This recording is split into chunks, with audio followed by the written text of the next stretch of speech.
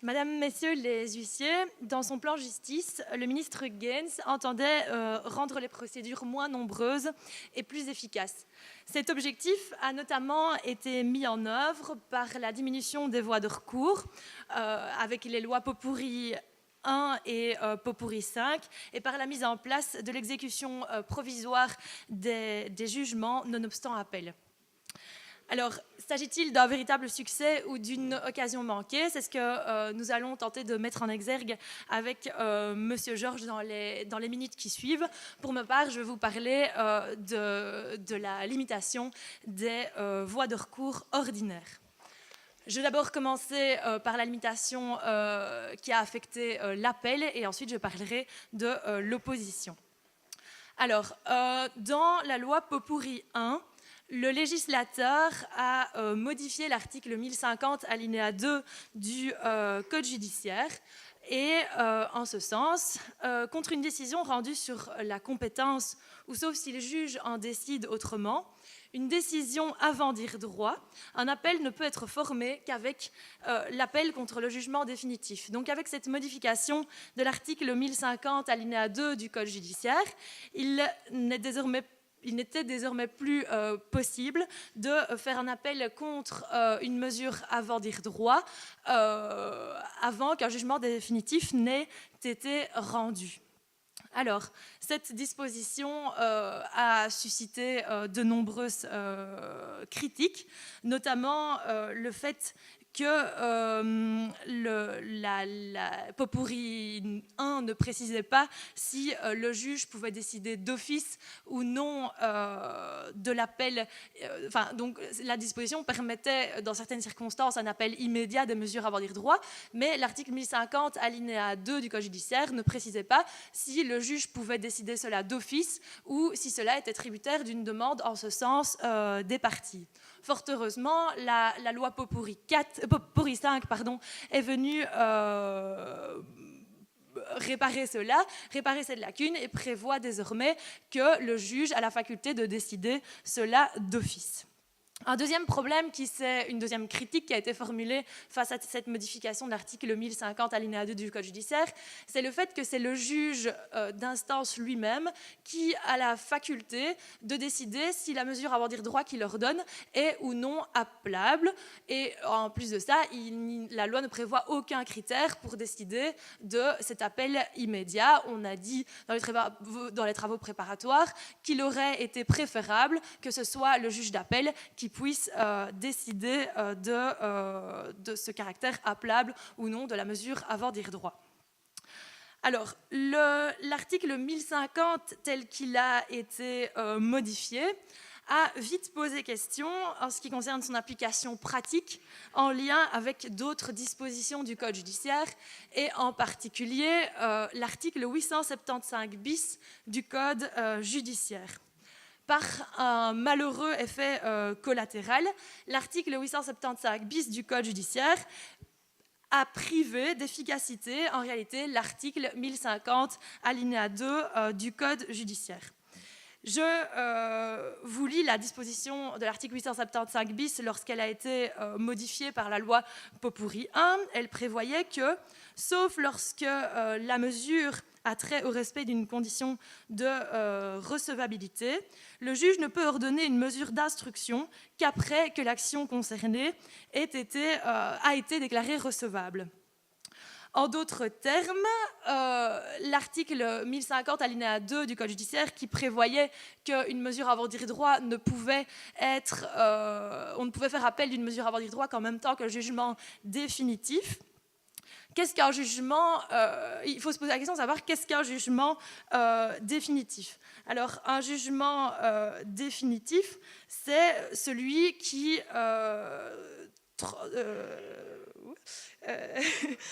c'est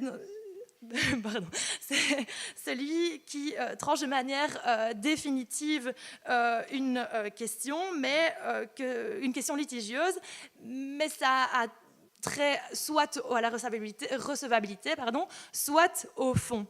Or, à partir du moment où un juge, lorsqu'il ordonne une mesure d'instruction, doit nécessairement trancher la question de la recevabilité, est-ce qu'on ne peut pas considérer que le jugement est mixte et donc par conséquent immédiatement appelable? Ça a été mis en exergue dans les travaux préparatoires. Et une partie de la doctrine considérait que oui, d'autres n'étaient pas nécessairement d'accord. Qu'en est-il au niveau de la jurisprudence de la Cour de cassation ? La Cour de cassation, dans une décision de décembre 1974, et réitérée en 1990, dit que dit qu'il faut une contestation effective de la recevabilité pour qu'on ait affaire à un jugement définitif. Toutefois, la Cour de cassation a revu sa jurisprudence en 2003 et a dit qu'une possibilité de contestation raisonnable suffirait. Alors, évidemment, cette question a posé de nombreuses questions en jurisprudence. On a toute une série de décisions de la Cour d'appel de Bruxelles qui a considéré que la simple déclaration de recevabilité, donc simplement admettre que l'affaire était recevable, n'était pas suffisant, enfin, dans le cadre de la prononciation d'une mesure avant dire droit, n'était pas suffisant pour considérer que le jugement était immédiatement appelable.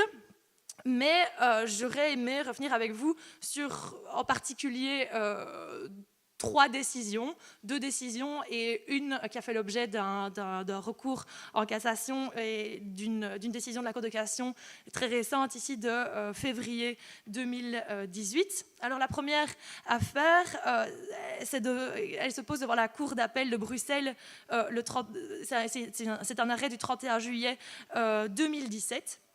Et au niveau donc, des faits, qu'en est-il ?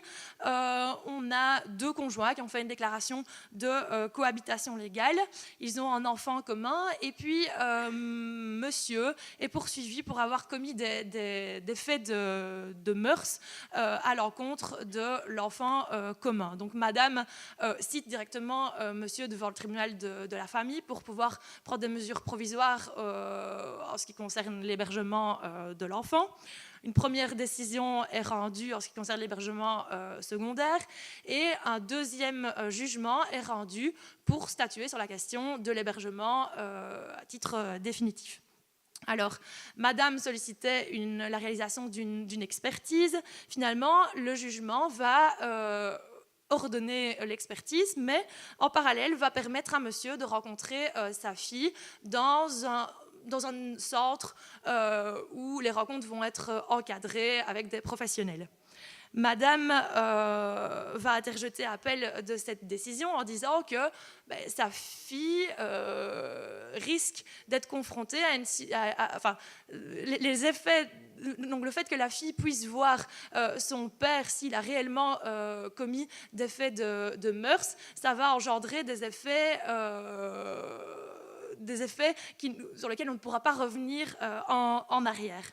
Alors, la Cour, donc, dans un attendu tout à fait extraordinaire, va dire que dans la matière du droit familial, il y a des mesures provisoires qui épuisent la juridiction du juge sur une question litigieuse déterminée, puisqu'elles appliquent une prise de position tranchée dans la mise en balance des droits et intérêts en présence, souvent contradictoires.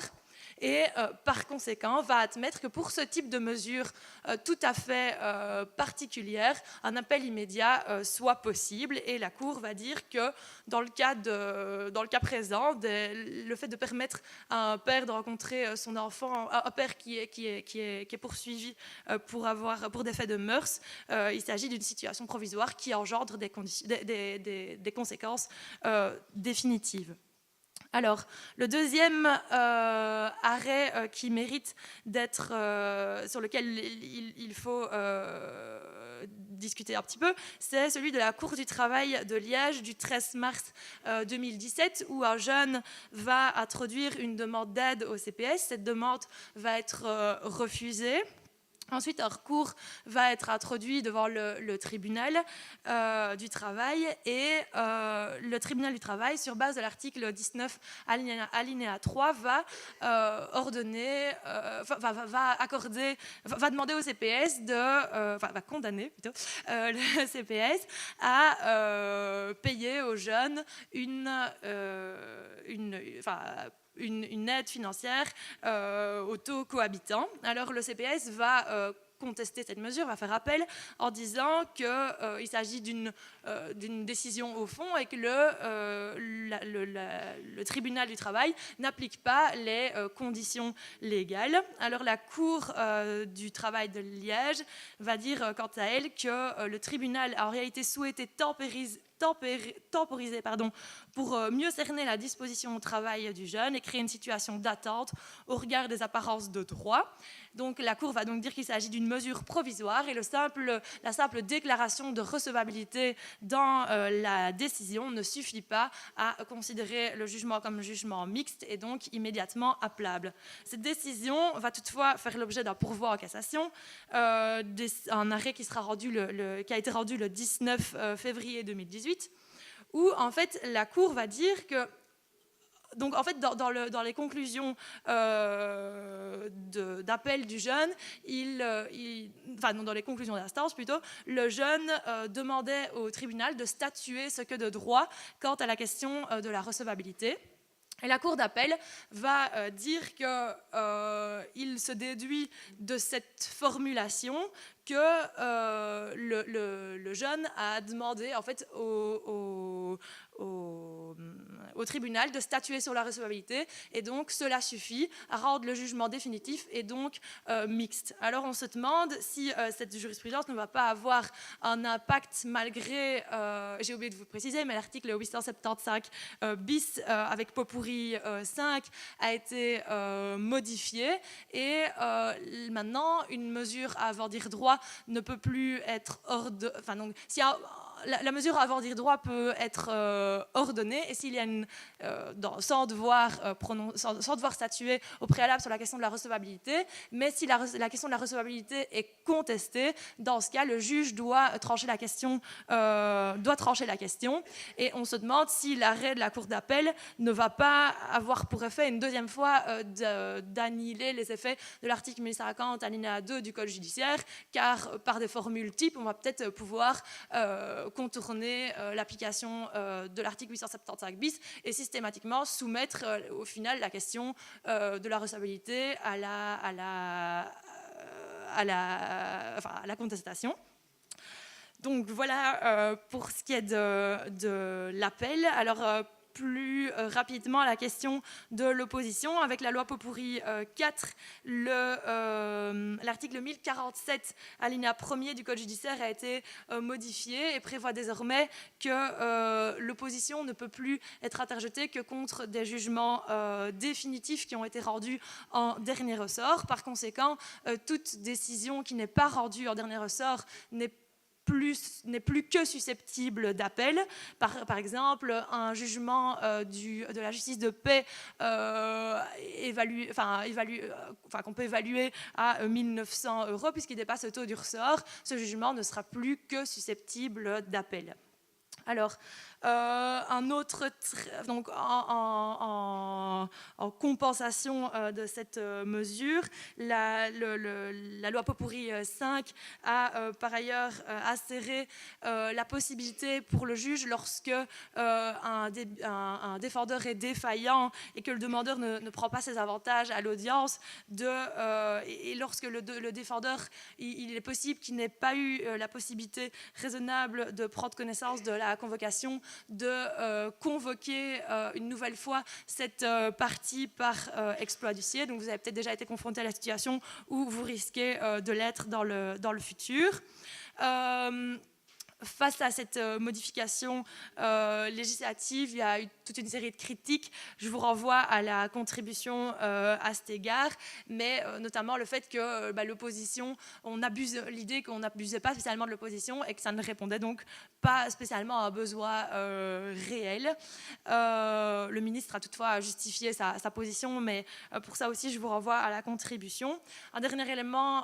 Deux derniers éléments que je voudrais voir avec vous, c'est l'influence du projet de loi du 5 décembre 2017, donc le futur pot pourri 6, qui pourrait avoir une influence sur le nombre, donc sur l'opposition qui a, donc, comme vous l'avez compris, quasi été abolie, parce que le taux du ressort, donc on envisage d'augmenter le taux du ressort du juge de paix de 1 860 € à 2 500 €. Par conséquent, pour ce petit contentieux, finalement, l'opposition risque de revoir le jour et de retrouver un petit peu son utilité.